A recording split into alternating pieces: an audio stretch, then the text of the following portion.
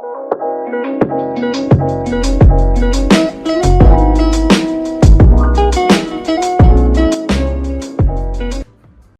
and welcome to Sales Gambit. I'm your host Ashish, CEO of Convin, a conversation intelligence platform for the sales teams. In today's episode of Sales Gambit, we'll have Michael Hansen, CEO of Growth Genie, founder of Nmotion, and modern sales pros expert with us today. Welcome to Sales Gambit, Michael. I'm super excited to have you. Yeah, thanks for inviting me, Ashish. I look forward to speaking today. Sure. Mike and I have one thing in common. We are both working towards empowering B2B sales teams to, have better sales conversations.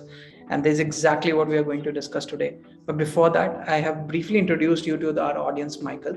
Would love to understand from you, how did you get into sales and about your sales journey a bit so that people can relate to you? Yeah, sure. So my first sales job was in account management. So obviously it wasn't direct sales. It was working on renewals, upsells, expansions. That was in 2013, so about 9 years ago now. And then from there, I actually went into marketing. I went into actually managing SDR teams, and I also became an AE. So I'm actually really grateful now. I've got my own business. That I had that experience doing all those different things. Because obviously when you're a CEO, you look at customer success, you look at marketing, you look at sales. I've got a good overview of all of those things. Yeah. And I think also what we say at Growth Genie is outbound is a mentality. It's not something that just SDRs do. So when I first started the business, people know me. I posted a lot of content about outbound and SDR work. But what ended up happening is now we work with a lot of AEs and customer success managers and account managers and teaching them to be more outbound focused and not just relying on emails that have such a low open rate now and picking up the phone, doing LinkedIn, things like that. So I've got quite a wide range of experience when it comes to sales across marketing and customer success as well as direct sales, and I'm really grateful for that. Very interesting. Very interesting. Let's dive into the topic today, right? The topic very clearly is how can B2B sales team have highly effective demo calls, right? And I'm specifically talking about, let's say, software companies in general as of now, right? To make it, relatable to people. And I'm sure you would be working with a lot of people at Growth Genie like that in the same capacity. So most salespeople wing the opening of a demo call, and you don't want to make the prospect question the time they have taken out to come on the call, right? And of course, there are many ways to go for opening of the demo call. In your opinion, what is the most one mistake that you have seen a lot of salespeople make when starting a demo call? Yeah, sure. So when you start a demo call, often there's a thing to build rapport, which I agree with. But I think most people use something generic, right? Which is how's the weather in India today? Or how's the weather in London? Or which is just more formal conversation that no one really cares about. So normally what I recommend is now we've got the internet, literally all you have to do is take 3 minutes before your call, have a look at the person's LinkedIn profile, or if they're not very active on LinkedIn, Google the company and find some information. And it's genuine rapport that you're building about them, not about the weather, right? So if I give you an example, I recently spoke to a head of sales at a company, and I went to look on his LinkedIn before, and he had a photo of himself playing football. So I said, oh, it's on your LinkedIn. I see you're a football player. And he said, yeah, actually, I used to play in the Major League Soccer in the US. And he used to play with Thierry Henry, Tim Cahill, so fascinating story. Yeah. And we spoke for 10, 15 minutes about one of his passions, football. And it all came down to the fact that I just did a bit of research before the call. So yeah, if you want to build rapport, go on the internet, go on LinkedIn, do your research rather than just asking about the weather. So you're saying that the opening of a demo call should be aimed at building the rapport? Is that what you mean? And yeah, ways to do it is to do research and come back and try to make that conversation happen. Yeah, exactly. And also I gave you an example there which is more on the personal level, but you can also do it on a business level, right? So I, for example, rather than asking how's your sales team structured, I could do the research before and say, hey, I was on LinkedIn and I actually noticed you're trying to hire 3 SDRs at the moment. What's your goal for those SDRs? So the rapport building can also be oh, I've been doing some research on LinkedIn. People really appreciate that. Obviously, yourself, I buy software, and when people have done their research, that I really like that. Fair point. I think that makes a lot of sense. Which brings to me my next question: what would be an ideal way of, apart from just looking into this whole rapport building thing? Let's say you have built the rapport, you have started the conversation on the demo call with that. What is the natural progression from there? How do you suggest people to start structuring the call from there? Yeah, I think this is a question we were going to discuss later, but we can talk about it now, which is the agenda, right? So we really recommend setting an agenda. The reason this is important is a lot of, say you're going to say a little bit about your product or a little bit about your customer story. If you start asking questions, discovery questions, people are like, why are they asking me so many questions? If you set an agenda, you said, Ashish, I wanted to ask you a few questions to understand your sales process and your sales team today. And I'm only doing that because after that, I want to give you a customized demo of what we do based on what you tell me. And then if that makes sense, we can book a next step. How does that sound to you? So that's a kind of agenda. So we always do that at start. So it's to set the scene of like, if you're asking discovery questions, the person's like, why are they asking me so many questions? So you're just stating the reason for that. So that's what we recommend. So it should be basically about stating the complete agenda, right? And this agenda can be more about, I mean, is the goal of agenda making them comfortable around what they are supposed to go through this entire call? Is that what you mean? Yeah, exactly. So say you book a half an hour meeting, if it's an hour meeting, they know what's going to happen, right? So you're setting some kind of expectations. Yeah. So if there's bits that are uncomfortable for them, they like, okay, well, at least this is only going to be 10 minutes. And then later we can discuss something else. Makes sense. If you have to tell us the entire structure, right? For example, Michael, if you have to go through the structure of the demo call, right? In terms of, let's say if you have talked about building the rapport, then we're establishing an agenda. What are the next steps would you say or suggest in structuring a demo call for you? Yeah, so after rapport, we normally go into discovery, right? And then once we've done the discovery piece, that would be about 10 minutes. Then we do some kind of demo, right? Normally it wouldn't be on the first call, it wouldn't be a complete demo. You want to leave things for like second, third calls, but it's kind of what I would call a light demo. And actually the demo bit, we don't call it a demo, we call it an association part.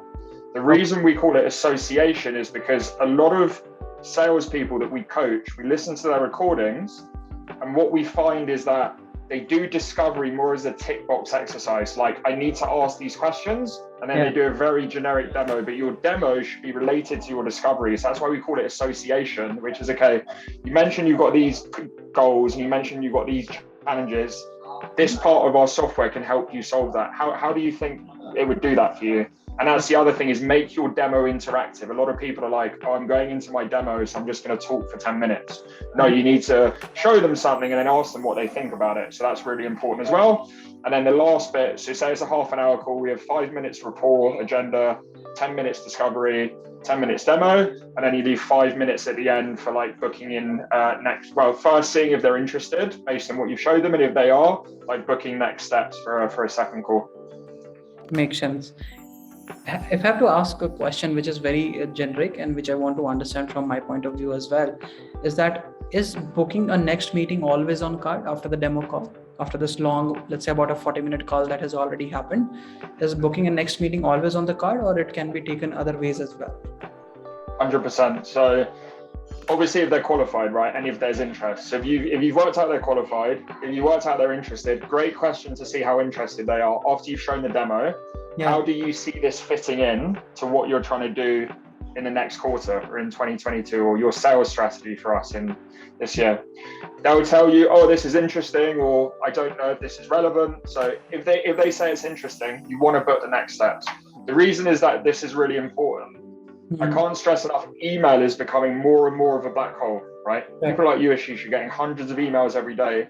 So while you've got them on the call, you can have an interactive conversation. You say, hey, why don't we book a next step? Tell them what's going to happen on that call, and then say, how's your diary looking on Friday? Because the conversion rate of booking that next step versus going on to email is so much higher. So it's really important, if there's interest, you book that next step while you've got them on the call. And if you have to give us some idea about what should happen on that next call, right? A generic thing that in your experience happened on the next calls after the demo one. What is that? What would generally that be? Yeah, this is where it's going to be different for every company, right? So, for example, we have a process at Growth Genie, right? So, there's essentially two parts to what we do, which is one, sales messaging. So it's like building sales playbooks and building sales cadences. And then there's like training and coaching, right? So generally our process is, in the first call, we talk about like sales playbooks and sales cadences. And then in the second call, we go into training and coaching, right? If there's interest in all of that, then in the third call, then we start talking about like, what's the timeline? How does this work? And then the other thing that we do as well is we actually do an audit, right? So we offer a free audit because we write sales playbooks. We're like, we'll have a look at your sales playbook. It's only going to take 20 minutes. Come on a call and we give you some free advice, right? So that's how we've set up our process. But you need to think as a seller, what can you give your clients? Because I've made this mistake in the past where I give out all my cards on the first call, and then the second call is like, what do I discuss with them now, right? Yeah. So it's really important that you continue giving value and like slow down your sales process. Unless you have like a 2-week sales cycle and you just get everything out of the first. If you're selling enterprise, you need to try and slow down your sales cycle. So think about what bits can you add new in every call that's teaching your buyers something new. So that's a fair point, and it can also be the reason that a lot of stakeholders who are on the buying side, they have not joined the demo call, right? The person who has taken the demo, they would want someone else to come in and vet the whole process or the buying process and discuss the entire thing. They might not be the exact decision maker. So those things are into account, and that sort of gives you a breathing, space of making sure that everyone needed is involved and they are well aware about what you're talking about. I see the value there, definitely. I'll come back to the first call that with the demo call where we are focusing on today in this discussion. How do you suggest for preparing for a demo call? I know this is a blanket question, a bit generic, but if you can take up any example of a company that can sell something that's XYZ, and then how should a representative there account executive should prepare for that demo call? What are the elements of that? That'd be great to understand that. So let's take 2 situations if you're an account executive. Or even 3 situations, right? So you've got, one is an SDR books a meeting for you, right? If the SDR books a meeting for you, say they put the meeting on a cold call, right? Yeah. They've had a conversation. Yeah. Talk to them about what happened on that call, right? Or even better, listen to the recording so you know what happened. Yeah. Because what often happens as a buyer, right? An SDR books a meeting with you, you tell him loads of information, and then you get on a call with the A, he repeats all the same questions. Like, I already told you all this before, right? So that SDR AE alignment's really important. Make sure you're aligned, make sure you got the information off them. If, say it's like a marketing lead that comes in off your website, or the third situation, you book it yourself, what did they tell you in that form, right? So they've given you lots of information on the form. You want to talk about that at the start. Oh, you mentioned you're looking to achieve this. You mentioned this is your use case. And then the last situation that may happen, because it's like you book them on an email and you just say, yes, I'm interested. So you haven't got any information from them before you get on a demo. Yeah. Go on their company website, go on their LinkedIn, see what's happening at the company. So again, even though it's a bit cold because you've never spoken to them before, you're doing that research up front to make it a bit warmer.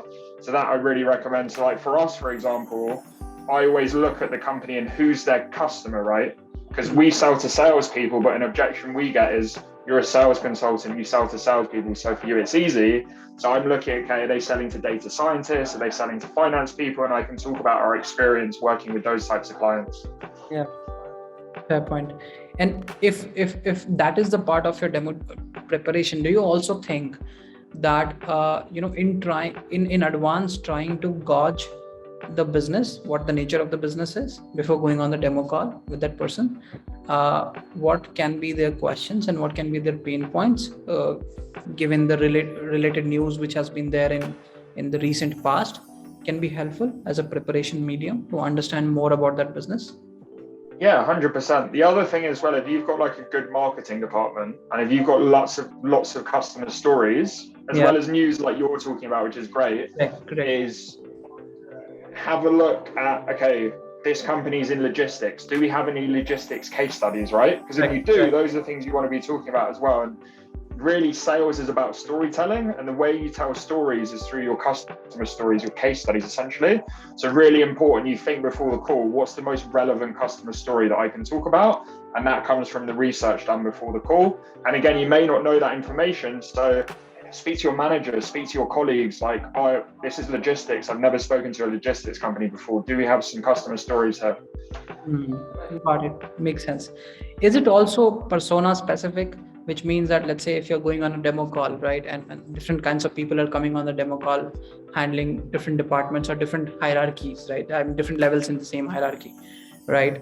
Is it also about that kind of preparation? Do you suggest salespeople to think about that as well? For example, if a sales head is coming or versus our sales manager is coming, right? You'd prepare differently. Yeah, 100%, because it's going to be different. So say like, let's say it's a software, for example. I always say, do you think, is this person going to be a user of the software, or are they going to be more like the decision maker who's going to say to the users, hey, we've got this, I want you to have a look at this. So think about what relation is this person going to have to what I'm selling, and then adapt your approach accordingly, for sure. Understood. We'll try to shift our gears from the preparation now. Then let's say you have done the preparation and you're then or there on the demo call, to let's say the discovery part of it. Like the first question that I want to really understand is, do you really suggest salespeople to keep discovery and demo on the same call? Or do you want people, let's say, and this is a situation where the SDRs are not doing the discovery, and this is something which is being done by account executives within a company, which is a lot of cases, right? So do you suggest to keep them on a separate call or the same call? We personally think sales has evolved. So like every call is a little bit discovery, a little bit demo, right? And I think often people make the mistake, and I think it's a really bad buyer experience when you get on a call and it's just discovery, right? And you just get asked loads of questions. So I think at least, even if you don't show your platform, it's not a demo. Like I said, at least tell a customer story. So maybe it's a discovery call, you do 10 minutes discovery, and at the end you say, okay, based on these challenges, these goals that you've got, this customer story is probably very relevant. You tell the customer story and you're like, do you think that case study is relevant? So you say, yeah, okay, well, I can actually show you on a demo in the next call with my account executive what's going to happen. So the thing I always say with this is sales is a game of give and take, right? And when you're asking people questions, you're taking information from them. Correct. So if you only and I think we've all been in those situations, people that have bought software, where you get interrogated by salespeople. You're like, am I under arrest? Like, why am I getting so many questions here? Yeah. So it's about, okay, what can I give him? You're giving me all this information, right? And I'm taking information from you. What can I give in return? To try and teach them something new, at least on the call. Makes sense. And then let's say let's say that it's a process of give and take, as you suggested, right? I try to understand what they're trying to, probably what their problem is, and I try to show them something of how we can help. How critical it is to really identify what they mean. So they ask a lot of questions, right? They would also ask a lot of questions during the discovery phase. How important it is to really understand what they really mean behind those questions, because prospects are not putting up their questions with actual meaning upfront, right? They can think of just the use cases that they have, not just telling about the problems that they want to solve. How do you uncover those things during a discovery call, during a discovery part of that? Yeah, I think this is a great question, because I think the first time you ask someone a question, they give surface level information. So there's a couple of tactics I recommend here. One is active listening, like really focus on the person and what they're saying, and recap what they mentioned, right? Like I'll give you an example here, right? So I had a meeting recently, and it was a follow-up call with someone I had in the pipeline 6 months ago. And they told me 6 months ago they were trying to get the SDR team from 4 to 6 meetings up to 8 to 10 meetings, right? Okay. When I got on the call with them, I recap that, right? So that's like recapping from your past calls important. And then I said, like, how have they been doing since then? That's how you said, yes, actually, they're getting 15 meetings a month. Rather than just skipping on and going on to the next question, I said, oh, that's great, they're getting 15 meetings. Like, how are they doing that, right? And then he told me, well, actually, we're using Facebook ads, right? And they're going straight to the sales team, but there's a very high no-show rate. 50% of the people don't show up, right? Yeah. So suddenly he told me he had a problem, right? So, and it was all because I asked that extra question. So that's what I would recommend. Recap what they say, and then probe and dig further into that. So that's what I recommend to get more information out of your prospect. Like, if you have to tell us about a couple of things during the discovery which anyone should uncover, what would that be? Yeah, we look at three essentials, right? So what Okay. are the challenges they're looking to solve? If it's an inbound lead, actually, a really easy question to try and get that is, why did you want to take the call today? They'll often give you a Ah, lot of information on that. Even if it's outbound, you can say, what led you to send the call today? right. What's the current situation? How are they currently doing things? Mm-hmm. And then where are they trying to get to? What's the goal? And Mm-hmm. this is like a timeline, right? You've got their current situation here, you've Mm-hmm. got their goal here, and then their challenges in the middle. What's preventing them from getting to the goal from their current situation? That's your challenge. So those are really the three main things we look for. As I said, often they'll give you very like surface level information, and that's why for each of those things you don't want to dig a bit deeper. Do you also suggest to put in one more step in between where you say that they tell you the challenges, but then you also ask them questions about what is the impact of those challenges on their life so that you can amplify the whole situation and understand and make them realize basically that, okay, this is what is happening with you, right? Because of these challenges that you're facing. Do you suggest to input that and then ask them where do they want to be? Yeah, 100%. So the impact of what they're having. So you're talking about like the impact question. That's something we recommend as well. Sometimes it's weird with these things because you'll ask them a question and they answer like three questions in one, right? Yeah. So I had it recently because I sell to sales leaders. The guy said to me, he's like, look, I know your job. I've been in AE millions of times. I'm going to save you time on discovery. And then he just talked for 50 minutes. He told me all his challenges. So that was great. And then I asked him a follow-up question, but most of it was done. Yeah. That's the other thing I would say, like, even though we have a process, right? Like challenge, situation, goal, impact, which is something you mentioned. You don't always be robotic. Don't always ask the same questions because you really the most important thing when you're on a demo call is the active listening part. I can't emphasize that enough. That's the thing most reps struggle with. So yeah, have the structure, like you said, challenge, situation, goal, impact. You said is a great one. But also sometimes they will answer those questions, right? So then if you ask, what's the impact? And I say, well, you told me that. I just told you that. Why are you asking me? So that listening part is really important as well. Fair point. Fair point. If you have to pick and let's say your discovery is done, you have understood what their real challenges are and you now want to solve them, as you said, right? Associative demo is what you're talking about, Yeah. in demo, right?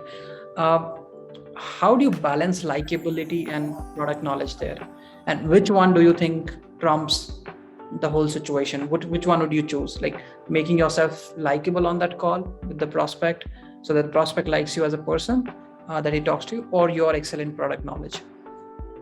I would actually say something that's neither of those things, right? Which I would say is industry knowledge, right? So, because basically people don't actually care about your product, right? Until right at the end, they're like, okay, these people understand my job role, they understand my business, Yeah. and they can help me achieve a goal and solve challenges, right? That's what they're thinking about. So that's why I say industry knowledge is really important, which is more the knowledge of the customers and the industries that you're reaching out to. So your 2 points, likability, I don't think is important. I think being respected is important, and industry knowledge will be respected, but sometimes people won't like you because you're challenging their ideas. Yeah. But after the call, they'll think, do you know what? This person is right. And I've had this before. I challenge people and they don't like it. And they come back to me 3 months later and say, do you know what, Michael, you were right, because the things you were talking about actually happened to me, right? So respect is more important than likability. And then I think industry knowledge and customer knowledge is more important than product knowledge. Very interesting. So you're saying that they should treat you, or they should at least think of you as someone who is probably someone who knows a lot in that domain, right? And you can really relate to what their goals are and what their life looks like and how you can help them improve their life, right? And Exactly. someone who has an authority and a lot of knowledge in that domain, right? Yeah, exactly. So for example, if someone gets on a call with me, normally they're not thinking, I really need help with sales consulting, right? I definitely, it's more like I want to get on a call with this guy and see if he has see if he has knowledge about what's happening in the B2B sales world at the moment. Yeah. Then if they do, suddenly I've got that trust, and then we can talk about, how we could potentially work with them. Fair point. And until unless they respect you, it's highly unlikely that they are going to take it to the next stage, because they would not be able to relate you at that level, right? Where they Exactly, yeah. help them.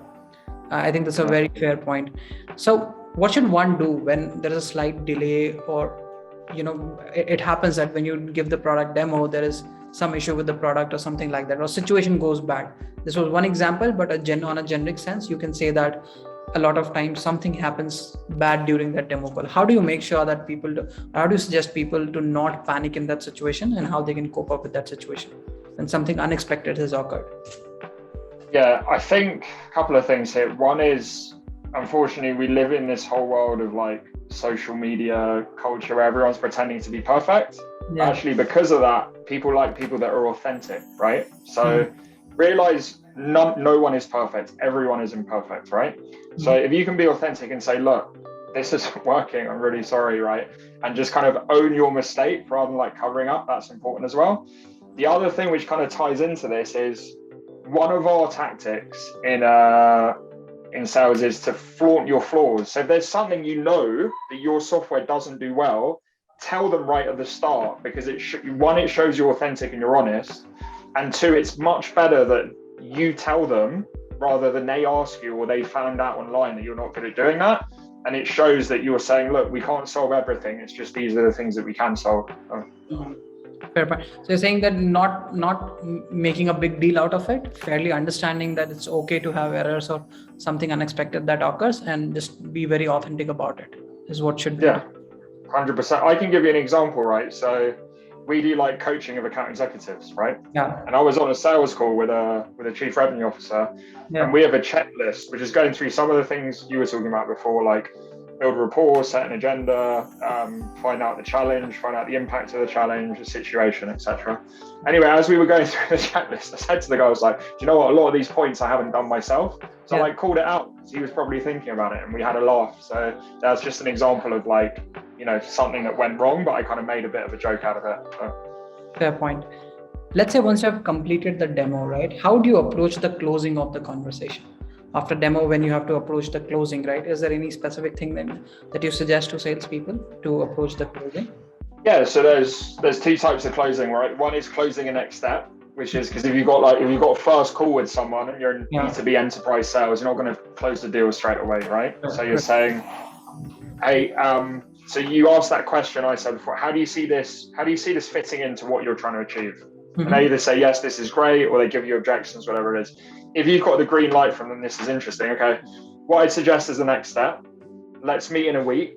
Ask them about their other people in the company. If it's a VP of sales, do you want to include marketing? Do you want to include your CEO on that next call? Great. Okay, so you book the call in the diary, right? But you explain what happens on that call. You already give them an agenda of what's going to happen. So those expectations are set. Now, if it's towards the end and you've been speaking with someone for 3 months, you're like, how am I gonna like get them to sign here? Do a little recap. Say, look, Jeff, you mentioned these are some of your goals. You mentioned these are challenges. I feel like we can help you. What's a great question to ask as well? What do you see? What obstacles do you foresee that would prevent us from working together? So you directly ask them, like, what are their objections? Objections are a good thing. People like shy away from objections, but you want to get objections. If they say, no, look, this is all good. And then finally, it's a timeline thing. Do you want to start this project sooner rather than later? Should we start this next week? Is it next month? And then often, if you leave it in their hands, you'll give them that power. They'll say, look, we want to start this as soon as possible, right? And I'll say, okay, I'll send you the agreements, and you kind of go from there. Even at that point, though, even if they say, we want to go ahead, right? Don't just rely on email again. Say, okay, I'm going to send you the agreements. I'm going to send you the proposal for e-sign. And then let's set up a next call, which it could be with your customer success. It could be about onboarding, right? So whatever situation you're at in the buying side, whether they're buying or whether they're in discovery, even if they've signed the contract, you always want to book that next step with whoever that person is. What if you don't get a clear answer there, right? You approach the closing, you ask them, hey, how do you see this fitting into what you're trying to achieve? But you don't get a clear answer, that you get an objection, right? Which might be in the form of, we're not sure about it. Let me think about it. Let us think through it and all of that. How do you make best use of that situation, and what exactly do you do there? Yeah, of course. So if it comes to objections, one of the things we say is don't overcome objections, do understand objections. Yeah. So if, for example, they may say, look, we're using this software and we think it actually can do all of this, right? And in your head, no, but rather than saying we're so much better than that software because of this, so, oh, interesting to hear that. What is your software doing that you think this can't do, right? And then you have a conversation with them about it. So that's what we always recommend, like try and understand those objections versus overcome them. And then that's where the slowing down the sales process comes in, because if in the second call, you're going to show them something different. They say, look, no, I understand you've got some skepticism about this, but what I'd like to do is set up a second call. And in that second call, we're going to talk about this. And because it's slightly different, you're talking about something else. So they're still more likely to come to that call. Fair point. One specific question that I get generally, and I have read about it generally across online is like usage of a powerful language or usage of the language that you do during the demo really impacts the demo. Do you agree, disagree with that? And if you agree, what are the things that you generally try to use or suggest people to use during the demo in language so that you can have greater impact? Yeah, I think language, of course, is important, right? So, but I always think if you're talking about powerful language, make it powerful for them. Don't make it powerful for you, right? So rather than everyone does the whole like we're the world's best in breed, market leading, all that stuff, which people just see through that, right? So it's more about you did your research yourself before this call. You talked about empowering B2B sales teams. We're not talking about empowering our team. We're talking about empowering their team. And the word empowerment is important, right? Because what our mission at Growth Genius to make SDRs, A's, leaders of the future, to be CEOs, to be entrepreneurs, to be people that are really going to impact the world in a great way. So that's why that word empowerment is really important. So yeah, think about how you can empower your customers to be better. So yeah, empower is a word that I think is great, and any synonym of that too. That's very fair. If you have to suggest, and I think this is a lot, right? I mean, executing a successful demo, it's not as easy as it sounds, right? And you have to master every piece of it bit by bit and differently, right? And then also it, as you said, right, all of it just depends on active listening, the situation there, and nothing can be a playbook 100%, right? So you just need to listen and figure out what needs to be done best in that situation. Do you have any reading recommendations to help the audience learn more about all these demo calls, executing them, anything on the reading material side that should learn from? Yeah, so you're going to be surprised here because I'm not going to recommend sales books. I read a lot of psychology books. I think when you're a beginner, it's important to read sales books and understand some of the principles, or you could listen to podcasts, whatever it is. Once you get to a certain level with sales, all sales is communicating with other people and building relationships with other people. So psychology is super important. One, understanding how the other person thinks, and two, understanding how you think. So I'm going to give you two psychology books that I recommend. One is The 12 Rules of Life by Jordan Peterson. And there's actually a chapter in that where he talks about every person you ever meet knows something you don't know, right? So go into every conversation with that, and that will, as a salesperson, that will create a lot of curiosity. So that's really important. Another book I recommend is called The Cosmic Game by Stanislav Grof. That's more of a spiritual book, right? But he talks about things like archetypes, and they're basically like personalities that have been eternal throughout history, which is actually from a concept from a guy called Carl Jung, but you'll start to see some of these personalities once you're in a sales cycle. So those are the two books I'd recommend. That's a fairly interesting point of view, is that learning more about how people think can really lead to have better conversations. And that's all what we do at the end of the day, right? I mean, exactly. You're basically doing better conversations, and the better you get at it, the better the outcomes would be. Totally agree with that, yeah, Mike. 100%. That brings me to the end of the podcast, Michael. It was such an insightful session, and I learned a lot personally, and I'm sure the audience would love this too. Awesome. No, I thought it were really good questions. Actually, I think it was great. Sure. Thank you again for coming on Sales Gambit by Convin. This is your host Ashish signing off. See you next time.